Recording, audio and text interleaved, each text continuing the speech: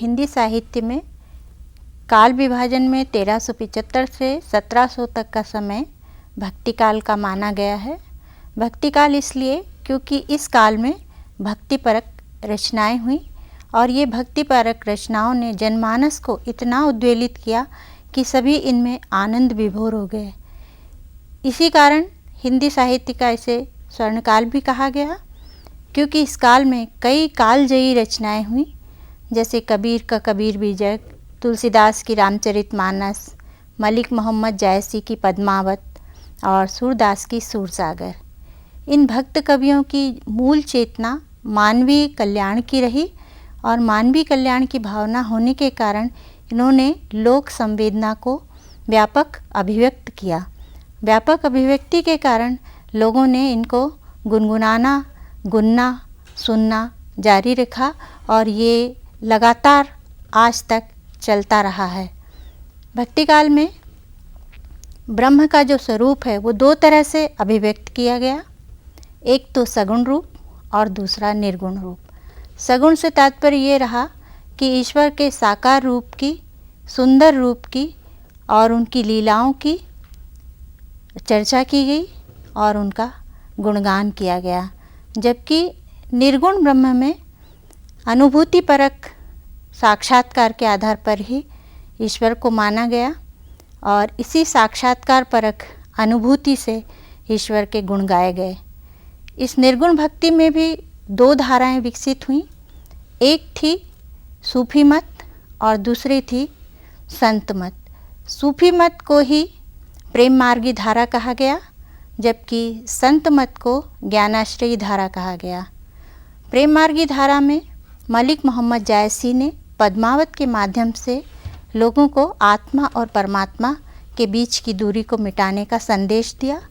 दूसरी ओर ज्ञानाश्रयी जो धारा थी उसमें ज्ञान के द्वारा कर्म का महत्व प्रदान किया गया और ज्ञान, कर्म और भक्ति के माध्यम से जीव और माया के बीच को भेद को मिटाने की बात कही गई।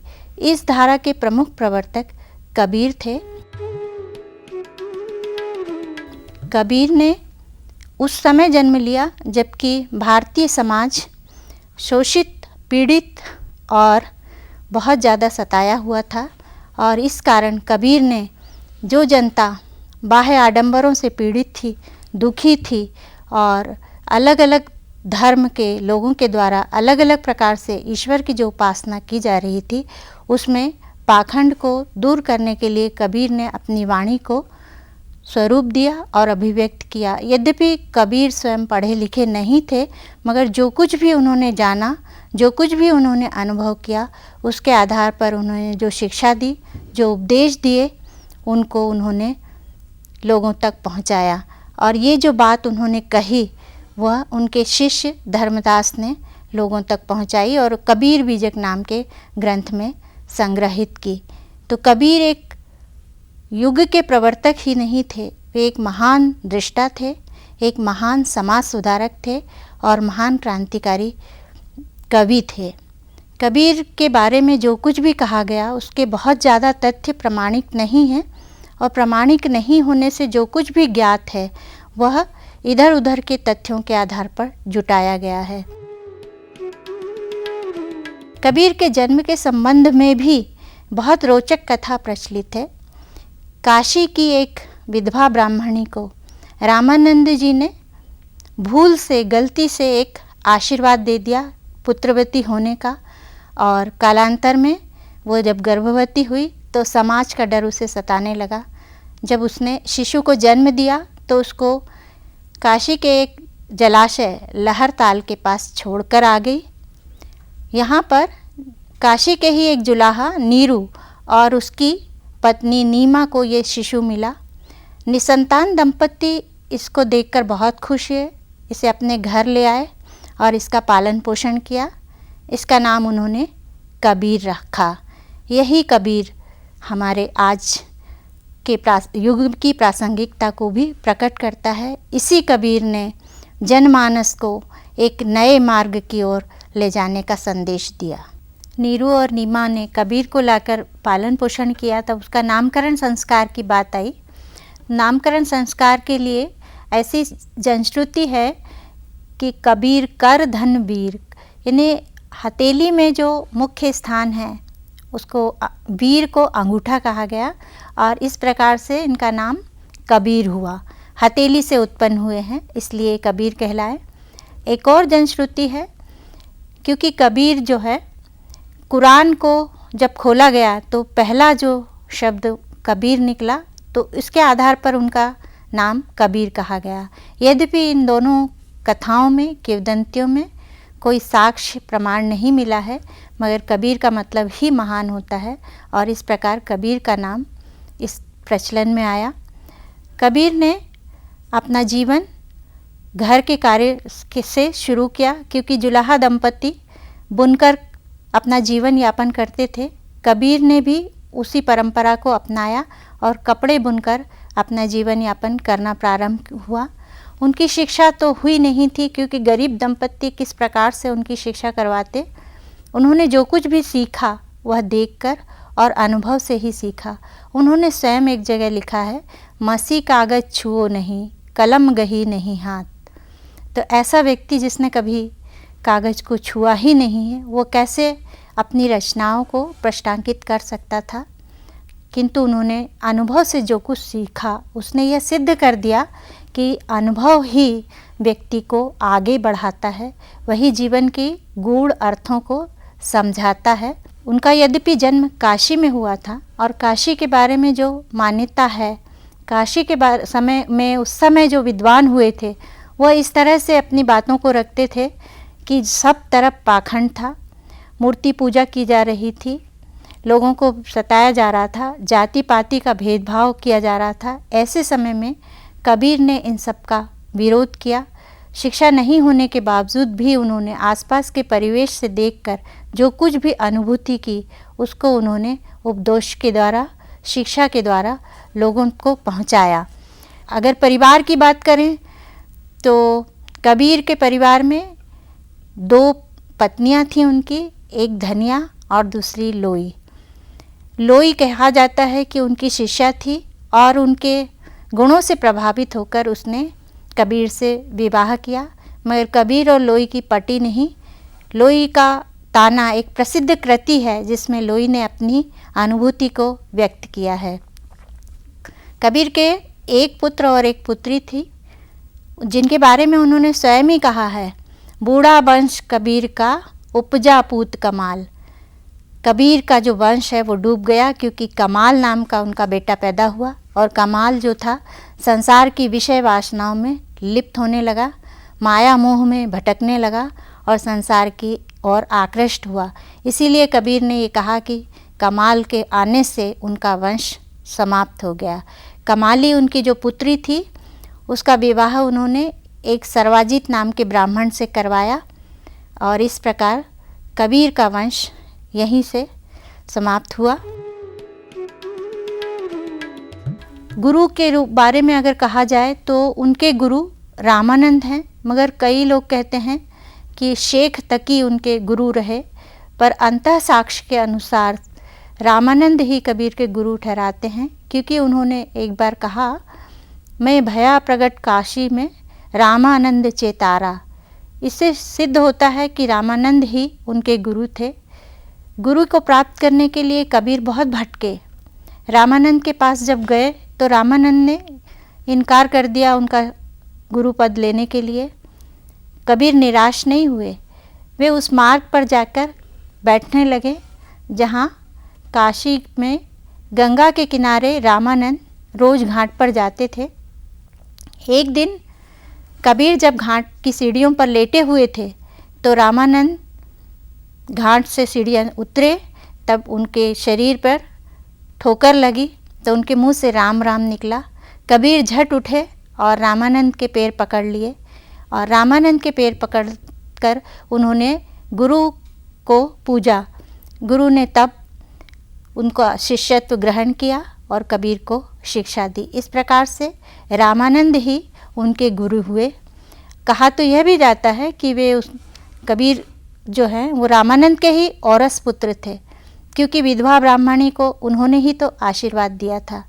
तो रामानंद ने इस प्रकार से कबीर को शिक्षा दी यद्यपि उन्होंने साक्षात्कार के माध्यम से उनको बहुत ज्ञान नहीं दिया, परंतु कबीर ने एकलव्य की भांति गुरु को स्वीकारा और अपना जीवन आगे बढ़ाया। इसी तरह गुरु महिमा की बात भी उन्होंने कही है, क्योंकि गुरु जो है वही आपको मार्ग दिखाता है। गुरु गोविंद दोनों खाड़े काके लागू पाऊँ, बलिहारी गुरु आपने गोविंद दियो दिखाए। कबीर जो अनुभव करते थे उसी अनुभव को उन्होंने लोगों में बांटना चाहा, क्योंकि उन्होंने रामानंद को बहुत कठिनता से प्राप्त किया था। तो यहाँ कवि गुरु की महिमा की बात कर रहे हैं। गुरु जो कि आपको प्रकाश देता है, जो कि आपको रास्ता सुझाता है, गुरु ही है जो आपको ईश्वर का साक्षात्कार करा सकता है। बिना गुरु के आप इस संसार में ज्ञान नहीं प्राप्त कर सकते। मगर गुरु कैसा हो? गुरु की भी बहुत महिमा होना चाहिए। जब गुरु को ज्ञान होगा तभी तो वो आपको ज्ञान दे सकता है, ज्ञान का प्रकाशन कर सकता है, और इसलिए गुरु बहुत महान होना चाहिए। ऐसे ही महान गुरु की अपेक्षा से शिष्य भी महानता की ओर अग्रसर होता है। गुरु की महिमा का भी उन्होंने बखान किया है। 7 समुद्र की मसी करूं, गुरु गुण लिखा न जाए। यानी 7 समुद्र की स्याही भी अगर मैं बना लूं तो गुरु के जो गुण हैं उनको व्यक्त नहीं कर सकता। गुरु ही जीवन को मार्ग देता है। मृत्यु के बारे में भी उनकी बहुत सारी किंवदंतियां हैं। उनकी जो मृत्यु हुई है वो 1575 में हुई है। काशी में जब पाखंड फैला हुआ था, पंडित लोग इधर उधर कुरीतियाँ फैला रहे थे, तब उन्होंने ही एक प्रचार प्रसार किया था कि मृत्यु जो हो अगर काशी में होगी तभी व्यक्ति की को मुक्ति मिलती है। कबीर ने इसका विरोध किया और काशी में जन्म लेने के पश्चात उन्होंने ये सोचा कि मैं काशी में मरूंगा नहीं, देखता हूँ मुझे कैसे मुक्ति नहीं मिलती, और उन्होंने अपना अंतिम समय माघर में बिताया।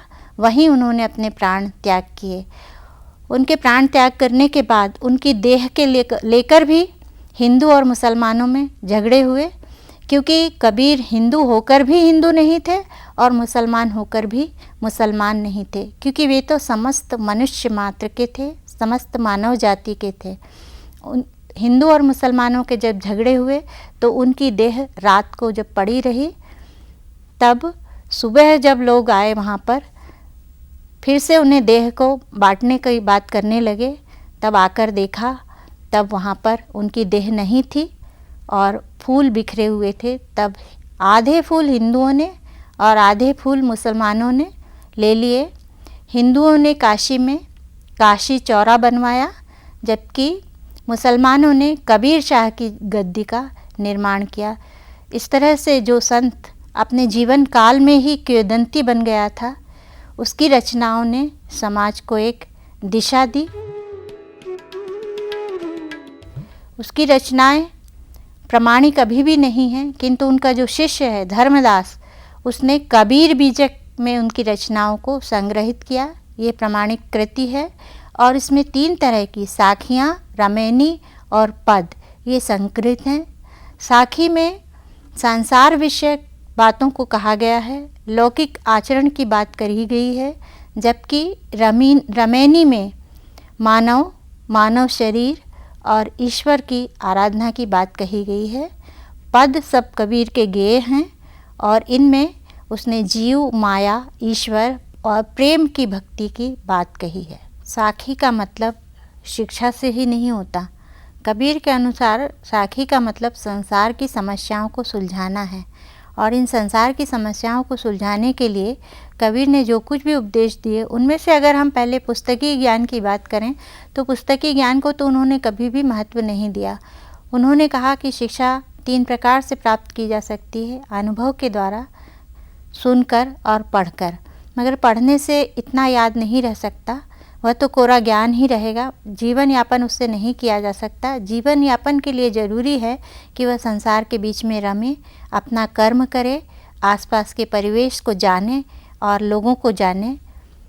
पुस्तकीय ज्ञान के ऊपर उन्होंने एक दोहा लिखा, पोथी पढ़ जग मुआ, पंडित भया न कोय।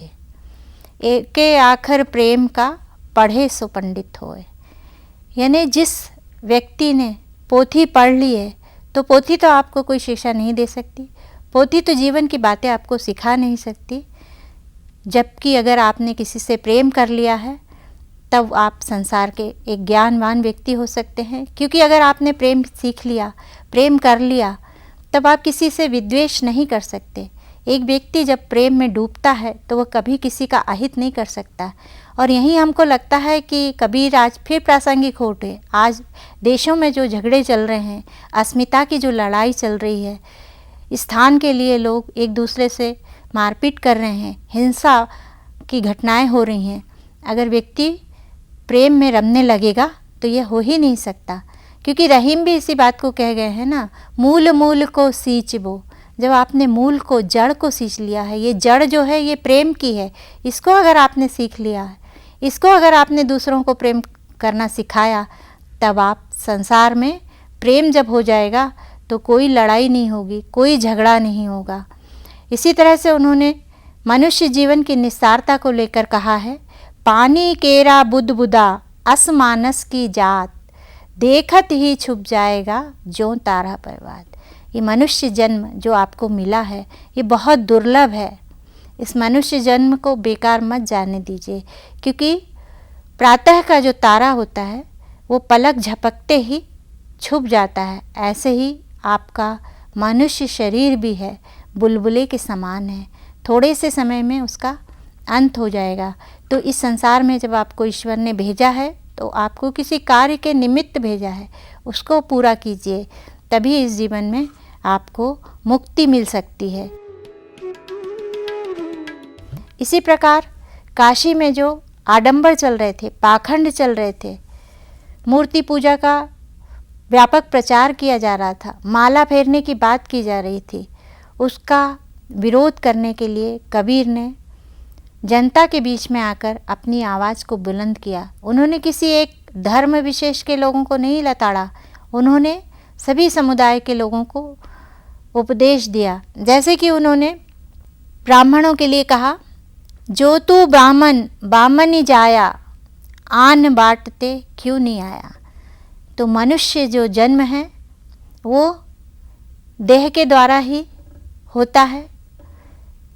अगर तुम ब्राह्मण हो तो तुम्हें दूसरे रास्ते से आना चाहिए था, मगर तुम जिस रास्ते से एक शूद्र ने जन्म लिया है उसी तरह तुमने भी जन्म लिया है, क्षत्रिय ने जन्म लिया है उसी तरह तुमने जन्म लिया है, तो मनुष्य मनुष्य के भेद क्यों।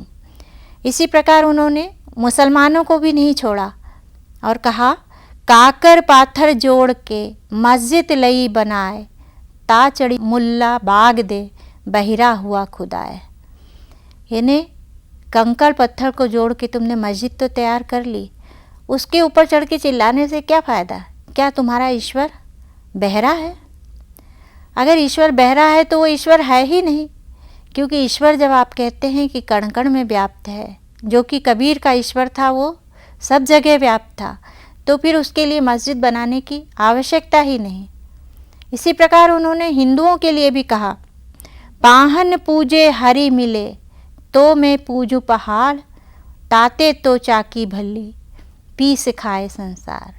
हिंदू भी तो पत्थर को पूजता है, उस पत्थर को पूजने से क्या मतलब, उससे तो चक्की अच्छी है जो जिससे कि पीस के आटा तो तैयार किया जा सकता है, अनाज को पीसा जा सकता है। तो ऐसे आडंबर करने की कोई आवश्यकता नहीं। ऐसे ही उन्होंने कर्मकांड के लिए भी कहा। आज कर्मकांड इतना प्रचलित है, लोग पत्थर को पूजने के लिए मंदिर बनवाते हैं, कहीं ऐसा नहीं आता कि वो उसको किसी शिक्षा के लिए उसको प्रदान करें। हमारे देश में और विदेश में सभी जगह ये शिक्षा कबीर की आज इसलिए और ज़्यादा महत्वपूर्ण हो गई है कि हमने बावरी मस्जिद कांड देखा। एक मस्जिद के लिए लोग कितने दीवाने हो गए। सड़क निर्माण होती है तब बीच में अगर कोई मंदिर मस्जिद आ जाता है उसके लिए लोग कट जाते हैं, परंतु मंदिर और मस्जिद को टूटने नहीं देते।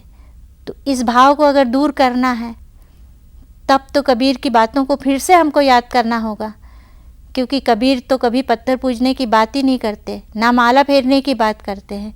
तब तो मनुष्य को कबीर और याद आना ही चाहिए। कबीर के जो उपदेश हैं उनको पुनः जनमानस के बीच में लाया जाना चाहिए, उनका प्रचार प्रसार करना चाहिए, क्योंकि कबीर ने जनमानस को जो बातें सिखाई उस पर ही तो आज एक कबीर पंथ चल निकला है। और दूर महलों की बात नहीं की जाए, राजघरानों की बात नहीं की जाए, कबीर तो हमारी झोपड़ियों तक आ पहुंचा है। और कबीर के बाद कितने कवि हो गए हैं, मगर कबीर की जो पद गुनगुनाए जाते हैं आज भी गाँव में इधर उधर आप सुनाई देते हैं। तो कबीर की जो साखियाँ हैं वो लौकिक अनुभूति के साथ ईश्वर से प्रेम करना सिखाती हैं, साथ ही मनुष्य से भी प्रेम करना सिखाती हैं, क्योंकि मनुष्य ही मनुष्य से प्रेम नहीं करेगा तो संसार कहाँ रहेगा। जब संसार नहीं रहेगा तो मनुष्य की कल्पना तो बहुत ही दूभर है। इसलिए संसार में प्रेम से रहना ही बहुत महत्वपूर्ण है, जिसकी बात बार बार कबीर कहते हैं। प्रेम से रहने से ही संसार एक वसुधैव कुटुंबकम की भावना से ओतप्रोत होगा, जो कि हमारे धार्मिक ग्रंथ भी कहते हैं। उसी दर्शन के आधार पर कबीर ने इन सब बातों का महत्व प्रतिस्थापित किया है और इनको लेकर प्रत्येक मनुष्य को आगे बढ़ना चाहिए। कबीर यही बात कहते हुए विभिन्न प्रकार से हमें सुनाई देते हैं, उनके पद आज भी इसी तरह गूंजते हैं। कबीर की साखियाँ जहाँ सांसारिक ज्ञान की बात करती हैं, वहीं उनके पद प्रेमा भक्ति के हैं, और रमेनियाँ जो हैं वो मानव शरीर की, ईश्वर की और मानव प्रेम की बात करती हैं। पद सारे के सारे गेय हैं, जिसमें कि रहस्यवाद झलकता है। कबीर का रहस्यवाद भी गूढ़ है। जिस तरह से कबीर ने सभी जाति और धर्मों को अपने उपदेशों में समाहित किया, उसी प्रकार कबीर का रहस्यवाद भी हिंदुओं के अद्वैतवाद और सूफियों के सूफी मत से प्रभावित है, और दोनों का सम्मिश्रण उनके रहस्यवाद में आया है। रहस्यवाद में प्रेम की जो बात है वो कबीर इस तरह कहते हैं, नैनन की करी कोठरी पुतरी परंग बिछाए, पलकन की चिक डाल के पी को लिए रुझाए। ये जो रहस्यवाद है इसमें ईश्वर को अपने अंदर ही समाहित कर लिया है। यह रहस्यवाद बहुत ऊंचाई पर स्थित है, क्योंकि अन्य कवियों ने इस तरह से ईश्वर को अपने अंदर अनुभूत नहीं किया है। कबीर ने तो अपने प्रीतम रूपी ईश्वर को अपनी नैनों में ही बिठा लिया है। नैनों रूपी कमरे से अच्छा कमरा और क्या हो सकता है। अपनी पुतलियों के पलंग के बिछाकर उन्होंने उस कमरे में ईश्वर को बंद करा, जिससे कि ईश्वर एक बार जब आपके मन हृदय में प्रवेश कर ले तो वो बाहर जा ही नहीं सकता। यह रहस्यवाद बहुत ऊंचाई पर है। इस रहस्यवाद को आज तक किसी कवि ने छुआ नहीं है। जायसी इसके निकट तो पहुँचे थे, मगर जायसी में भी इतनी गहराई नहीं थी जो कबीर में है। यही रहस्यवाद आत्मा और परमात्मा के भेद को मिटाता है। यानी आत्मा के साथ ही परमात्मा आप में विराजित है। इसी प्रकार उन्होंने विरह की बात की है, क्योंकि ज्ञान के अंग में जो विरह है वह प्रतीक्षा में है। तो प्रतीक्षा कैसी? चकवी और चकवा तो दिन के बाद मिल जाते हैं, मगर विरहणी आत्मा जो है अपने आप को जब समूल नष्ट कर देती है तभी वह ईश्वर से मिल पाती है। व्यक्ति को मालूम है कि उसका जब मिलन होगा तब उसे इस शरीर को त्यागना पड़ेगा, उस शरीर को उसको जलाना पड़ेगा, तभी यह संभव है। इसलिए कबीर कहते हैं, आखड़ियाँ झाई पड़ी पंथ निहारी निहार, जीवड़ या छाले पड़े राम पुकारी पुकार। इस प्रकार विरहणी ईश्वर की जो रास्ता देख रही है, एक टक निहारते हुए, और इस एक टक निहारने में आँखों में झाई सी पड़ने लगी है। इतना ही नहीं, राम का नाम पुकारते पुकारते जिह्वा में छाले पड़ गए हैं, फिर भी उसने नाम को लेना छोड़ा नहीं, क्योंकि कलयुग में स्मरण की ही महत्ता है। स्मरण से ही ईश्वर को याद करने की बात तुलसी भी कह गए हैं, कबीर भी यही बात कहता है, राम का नाम स्मरण करने की। यद्यपि कबीर निर्गुण हैं, निराकार ब्रह्म की उपासक हैं, उसके बाद भी उन्होंने सगुण राम को भी याद किया है। वो कहते हैं, मोरे घर आए राजा राम भरतार। उनके जो राम हैं वो तुलसी के राम नहीं हैं, वो राजा राम हैं। और वो राजा राम की कबीर खुद दुल्हन बन गए हैं। दुल्हनी हमारे घर आए राजा राम भरतार, दुल्हनी गावो मंगलाचार। तो ये जो राम हैं, इनको प्राप्त करने के लिए शरीर को गलाना पड़ता है, तपाना पड़ता है, तभी राम से मिलन हो पाता है। क्योंकि विरही आत्मा जब तड़पती है, उस तड़पन में जो अनुभूति होती है वही उसको ईश्वर से मिला पाती है। इसी प्रकार कबीर ने ज्ञान, भावना और कल्पना तीनों का भी अपने उसमें समावेश किया है। इसके लिए कबीर एक सुंदर दोहे की रचना करते हैं। लाली मेरे लाल की जित देखूं उत लाल, लाली देखन में गई खुद ही हो गई लाल।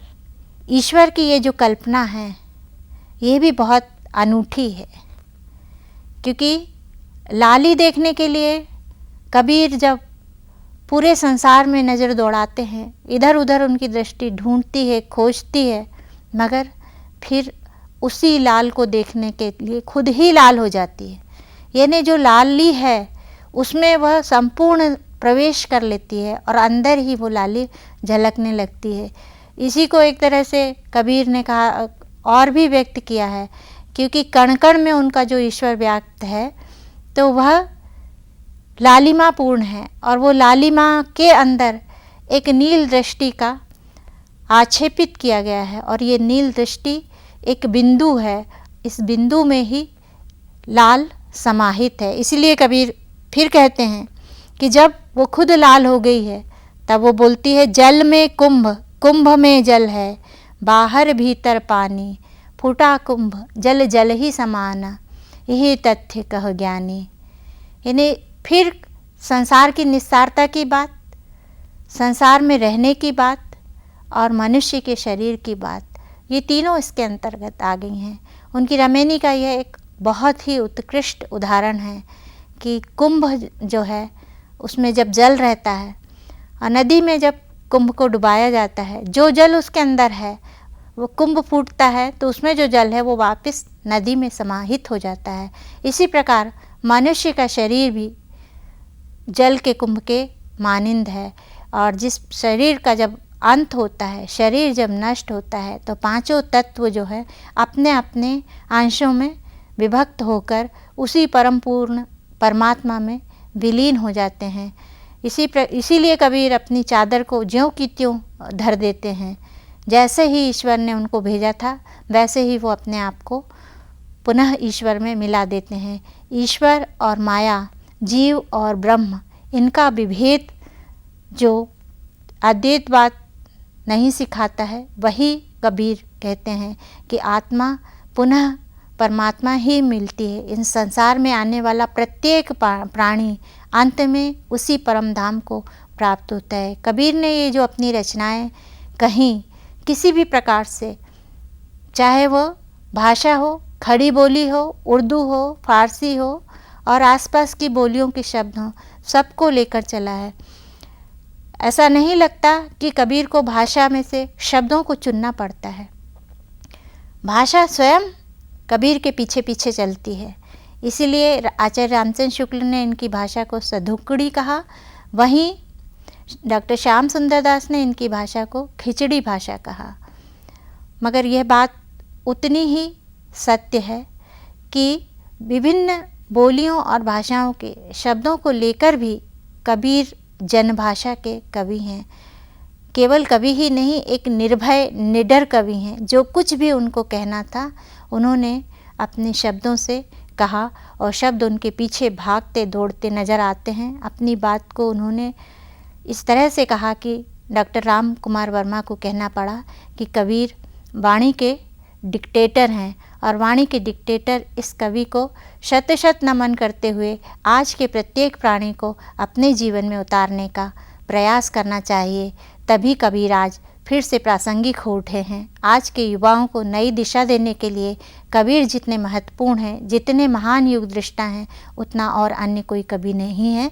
तो कबीर को फिर याद करने के लिए, फिर गुनने के लिए और फिर सुनने के लिए उनकी रमैनियों को, उनकी साखियों को और उनके पदों को दोहरा के और प्रसारित करके ज्ञान को समूची दिशाओं में विभक्त करके प्रकाशित करना ही जीवन का उद्देश्य अगर बन जाए तो मनुष्य इस संसार में प्रेम के बीच में जीने वाला एक अनोखा प्राणी हो सकता है।